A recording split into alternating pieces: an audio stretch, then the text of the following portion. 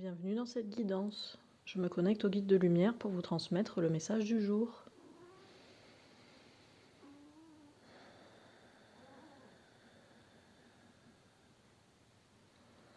Alors, il y a des perturbations énergétiques là en ce moment.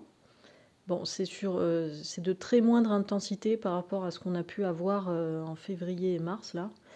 Donc bon, ça va pas secouer autant, mais il n'empêche que, en fonction de votre sensibilité, comme toujours, et de votre capacité à recevoir ce genre de choses et à le ressentir, ça peut quand même être perturbant comme d'habitude. Donc les guides rappellent à nouveau de bien respirer. Et moi, je vous rappelle à nouveau qu'il y a un lien vers une vidéo de tuto de respiration là, dans le descriptif de ce podcast. Bien respirer, bien s'ancrer, se connecter ou reconnecter à l'essentiel en fait. C'est-à-dire que c'est là en fait où c'est important de se connaître parfaitement soi-même. C'est quand il y a des perturbations comme ça énergétiques extérieures, être capable le plus vite possible en fait, comme une sorte de réflexe, de savoir exactement ce dont on a besoin et de le mettre en place dans l'instant, tout de suite quoi.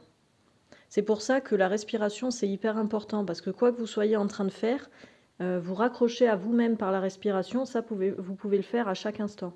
Par exemple, si vous avez besoin d'aller courir pour vous sentir bien, ben, peut-être que si vous êtes dans votre journée de boulot, vous n'aurez pas la possibilité d'aller faire un footing là tout de suite.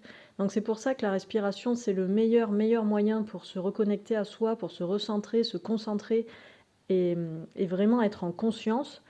Parce que vous pouvez le faire à chaque instant, quoi. Il n'y a rien qui vous empêche de respirer. Vous pouvez respirer en conscience, même quand vous êtes en train de pianoter sur le clavier de votre ordinateur à votre bureau, en fait. Même quand vous travaillez en open space ou des choses comme ça. Donc, c'est vraiment important de faire cet effort-là, en fait.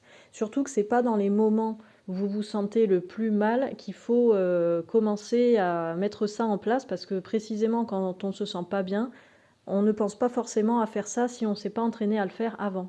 Donc c'est dans les moments un peu de douceur, là, comme la semaine qui vient de passer, par exemple, enfin, on va dire les 5 derniers jours, où vous pouvez mettre en place ce genre de choses pour espérer réussir à le mettre en place tel un réflexe, mais vraiment un outil de reconnexion comme ça qui vient tout seul.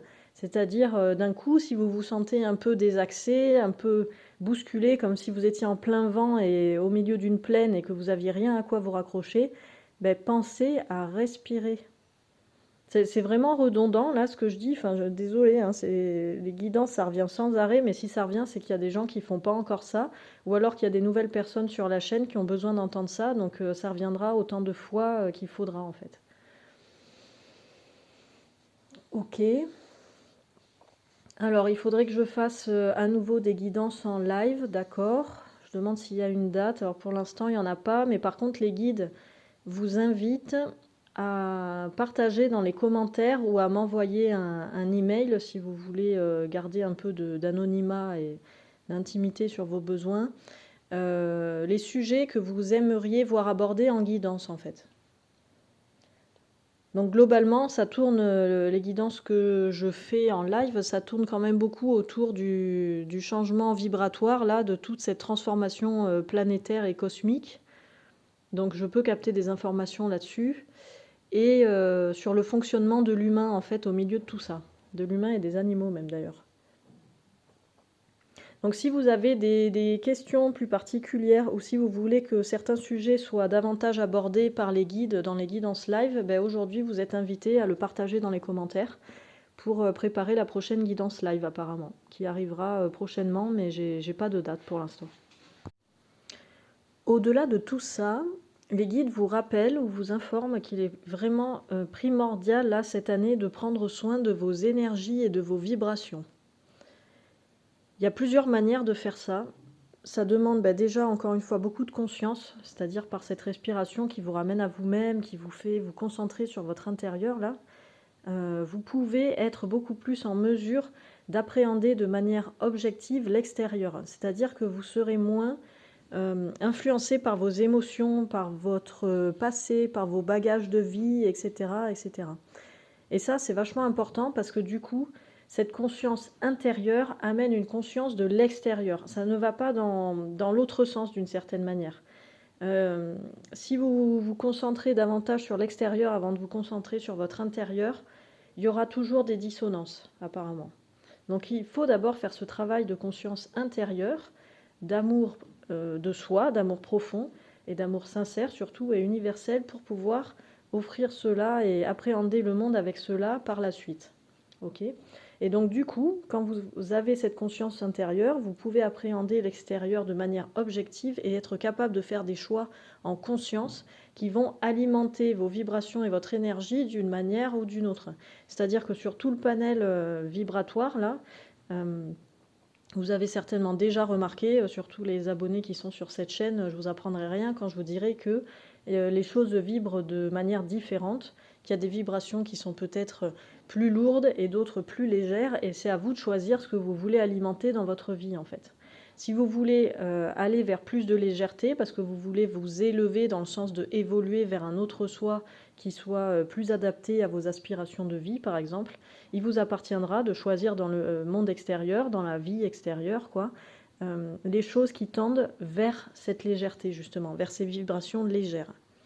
Les guides insistent là-dessus et je sais que c'est violent pour certaines personnes d'entendre ça, mais s'il y a des choses, des événements, des personnes, des lieux, des actions, des emplois, des événements qui ne résonnent plus pour vous et qui vous alourdissent, lâchez tout de suite cela. Voilà, là, c'est les guides en mode coaching dynamique quand ils vous disent ça. S'il y a des choses qui ne résonnent plus pour vous, quand bien même ce soit votre conjoint, votre maison dans laquelle vous habitez depuis 40 ans, etc., etc., faites au moins des démarches pour montrer à votre âme et à l'univers que vous avez pris conscience de ça et que vous êtes prêt à aller vers le changement.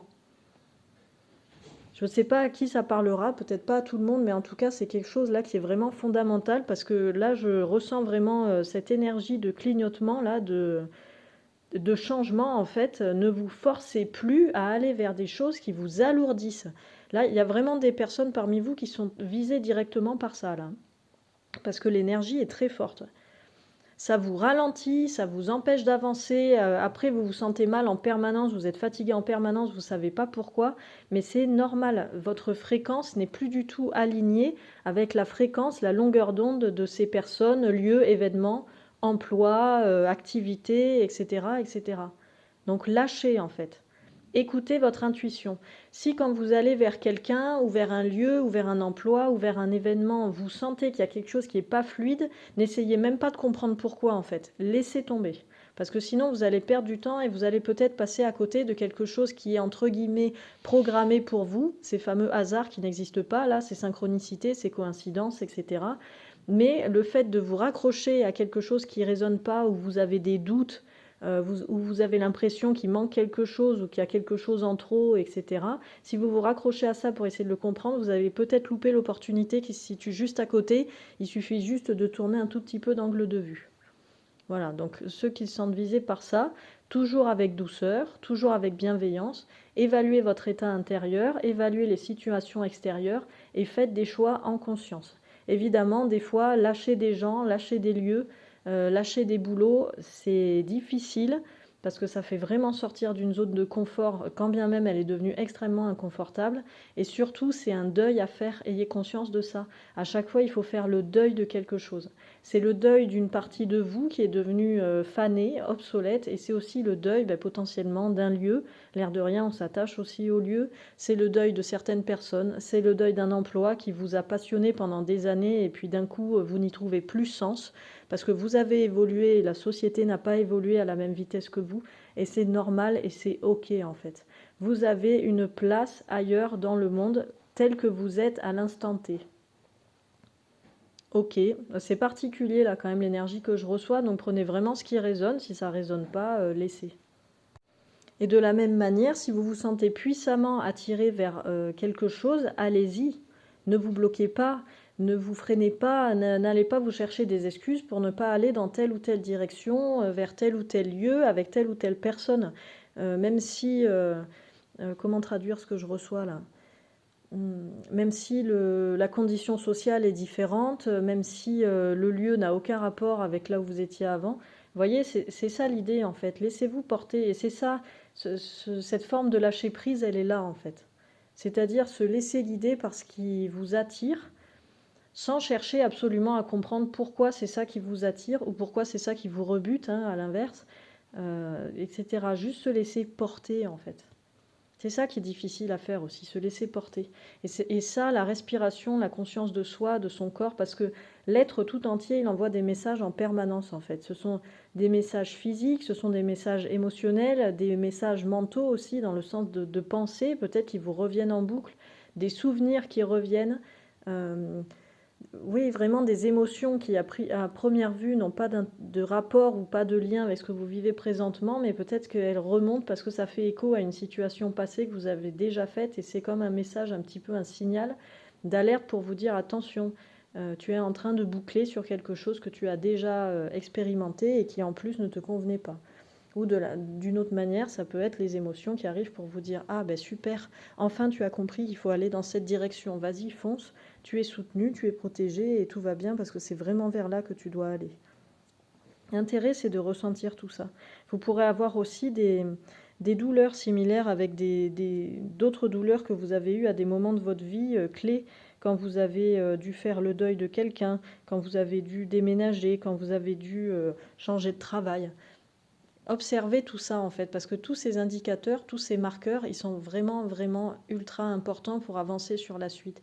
L'année 2025, elle est vraiment déterminante pour ce genre de choses, et c'est pour ça que les guides insistent beaucoup là-dessus, là, sur cet état de conscience. Parce que tout ce qu'on met en place en fait cette année-là, ça va nous servir pour le futur. C'est comme si cette année était un peu décisive dans le sens où ce qui va être mis en place là, les prochains mois, ce sera peut-être un peu brouillon, ce sera peut-être un peu laborieux, un peu en construction. Oui, comme ça, comme un début de quelque chose, mais c'est ce sur quoi on va s'appuyer petit à petit pour avancer vers la suite et vers une nouvelle version de soi-même, si c'est ça qu'on a envie d'expérimenter, bien sûr. Encore une fois, chacun avance dans sa vie comme il le souhaite, à son rythme, de la manière qu'il souhaite, et ça, c'est OK, quoi. Il y a vraiment pas de jugement à avoir là-dessus. Chacun avance comme il veut, à son rythme et tranquille. Mais en tout cas, c'est indispensable de prendre soin de sa fréquence, de sa vibration et de son énergie. Et ça prend aussi en compte, donc c'est votre intérieur, c'est votre corps, comment prendre soin de soi, comment se faire plaisir au cœur, à l'âme aussi, mais aussi le lieu de vie, comment faire en sorte que le lieu de vie, quel qu'il soit, où qu'il soit sain, soit entretenu, soit choyé, soit aimé aussi, quand bien même il ne vous convient pas, parce que l'énergie des lieux est aussi très importante pour avancer. Les lieux intérieurs, les lieux extérieurs, si vous avez un jardin, comment vous pouvez prendre soin de votre jardin pour qu'il soit agréable et pour que ça vous transmette comme ça de manière automatique et régulière des énergies positives et favorables pour avancer sereinement en fait vers la suite. Il y a vraiment cette idée de sérénité à travers le prendre soin de son énergie. C'est ça qui est aussi très très important en fait. Et ça va avec les nouvelles habitudes. Il y en a parmi vous qui ont commencé à mettre de nouvelles habitudes en place de manière autonome, et ça vraiment les guides ils sont ravis de ça parce que c'est pas facile de mettre des nouvelles habitudes en place seul, parce que ça demande vraiment cette autodiscipline qui est, j'allais dire, qui est difficile à mettre en place, mais à la fois c'est difficile, à la fois c'est facile, parce que les habitudes nocives, on peut vite se rendre compte qu'on les a, elles sont bien ancrées, elles sont bien mises en place. On a aussi l'impression peut-être qu'elles sont arrivées comme ça du jour au lendemain, alors que quand on veut mettre une habitude plus saine, plus constructive en place, c'est un peu laborieux au début, ça demande beaucoup d'efforts et tout ça, certes.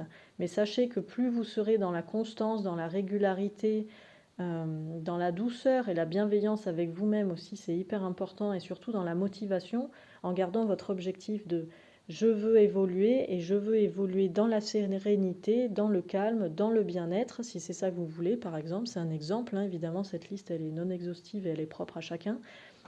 Vous allez pouvoir rester focus sur cette intention, sur cet objectif, et quoi qu'il arrive, vous continuerez à avancer vers ça, même si des fois vous faites des écarts, même si des fois il y a des oublis dans vos habitudes, même si des fois c'est un peu plus difficile que d'autres jours, etc. Le principal, c'est que chaque jour, de la même manière qu'on apprend un instrument de musique, par exemple, à jouer d'un instrument de musique, chaque jour, faites au moins 10 minutes de nouvelles habitudes, et puis vous verrez que petit à petit, ça reviendra, ça reviendra, ça reviendra. Pour exemple, je parle beaucoup de respiration dans ces guidances parce que c'est ce que je suis invitée à faire. Moi, la première fois que j'ai essayé de faire des respirations conscientes, je tenais même pas une minute parce qu'à l'époque, ça m'était insupportable de me retrouver seule face à moi-même pendant une minute. Je ne supportais pas. Ah, un petit problème félin par là-bas. Désolée pour les perturbations félines. Tandis qu'aujourd'hui, je peux rester demi-heure, trois quarts d'heure, presque une heure des fois à faire des respirations alors que j'ai autre chose à faire dans ma journée. Donc je suis obligée de me mettre un timer sur le smartphone ou un réveil pour dire stop, là c'est l'heure de passer à autre chose, quoi.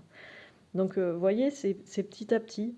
Ça m'a coûté un peu des efforts au début, évidemment. Et puis voilà, j'ai fait 30 secondes pendant une semaine peut-être, je sais plus, j'ai n'importe quoi. Mais après j'ai fait une minute, après 2 minutes, 5 minutes, 10 minutes. Et puis maintenant c'est des demi-heures, quoi.